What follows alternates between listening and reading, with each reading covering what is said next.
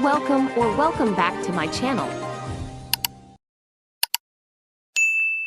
Acceptance speech to the marriage acceptance speech a while ago at the ceremony.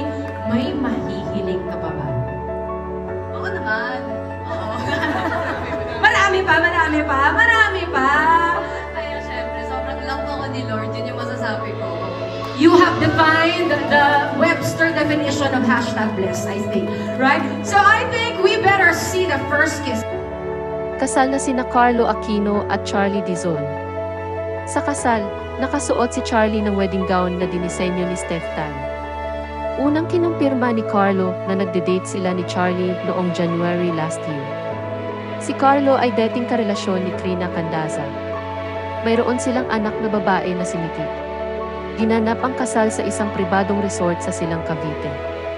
Nabanggit din sa ulat na ang seremonya ay dinaluhan ng iba pang mga kilalang tao tulad ni Sue Ramirez, Bel Mariano, Loisa Andalio, Elis Joson, Maricel Soriano at mga executive ng ABS-CBN na sina Carlo Katigbak, Cory Vidance at Laurenti Jogi, kasama sa iba pa. As of writing, both Carlo and Charlie have yet to post about the wedding.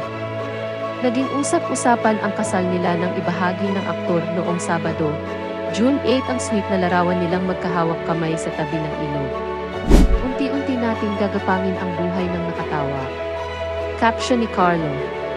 Sumagot si Dizon sa comment section ng I Love You. Sina Aquino at Dizon ay unang napabalitang nagde-date noong 2022 matapos silang makitang magkasama sa La Union.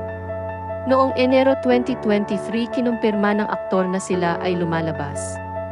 Idinagdag na sila ay nasa getting to know stage. Ibinahagi rin niya na una silang nagkita na magkatrabaho sa 2020 ABS-CBN series na Soldier's Heart. Mas nakilala ang isa't isa habang nasa Star Magic ni Astor noong August 2022 at patuloy na nagkikita sila sa trabaho. Nagbida rin ang dalawa sa 2023 na pelikulang Third World Romance.